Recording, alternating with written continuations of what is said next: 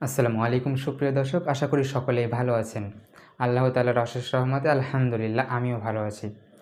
অসুস্থতার জন্য মানুষ যে কোন পর্যায়ে চলে যায় সেটা আপনারা কেউ কল্পনা করতে পারবেন না।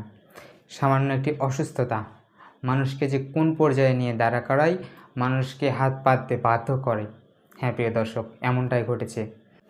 এই যে ব্যক্তিটিকে দেখতে পাচ্ছেন, এই ব্যক্তিটির নাম নয়ন। সে বিগত ৬ মাস আগেও একটি মেকানিক্যাল দোকানে কাজ করত এবং তাদের সংসার এবং তাদের জীবন ভালোই চলত। কিন্তু অত্যন্ত দুঃখের বিষয় কি জানেন? সে আজ ৬ মাস পর তার ক্যান্সার আক্রান্ত হয়ে পড়ে এবং এই ক্যান্সার আক্রান্ত হওয়ার পর তার ৪টি সন্তান ছিল এবং তার একটি স্ত্রী। সবাইকে নিয়ে সে সুখে শান্তিতে দিন কাটাচ্ছিল এবং বৃদ্ধ বাবা মাও রয়েছে। কিন্তু এই ক্যান্সার আক্রান্ত হওয়ার পর তার স্ত্রী জবা তাকে ছেড়ে চলে গেছে এত চাপ সহ্য না করে।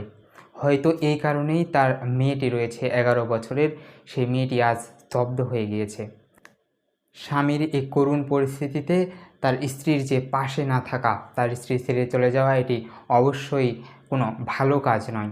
সবাই এটিকে খারাপভাবে দেখছে এবং তার যে বৃদ্ধ বাবা মা রয়েছে তারা কোনো রকমে খেয়ে না খেয়ে তার চিকিৎসা করতেছে।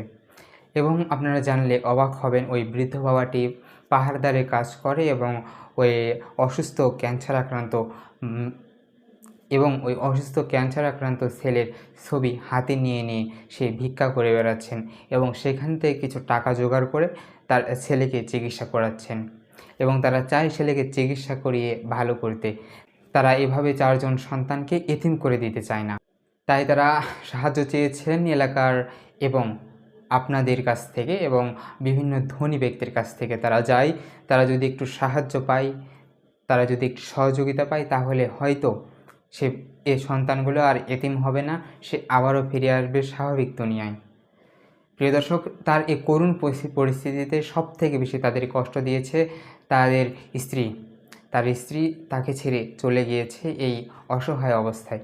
তারা সিলেটের বাসিন্দা হলেও বর্তমানে তারা থাকছে বাগবাড়ি এতিম স্কুল এলাকায় এবং সেখানেই তারা বিভিন্ন কষ্টে দিনকাল পার করতেছেন।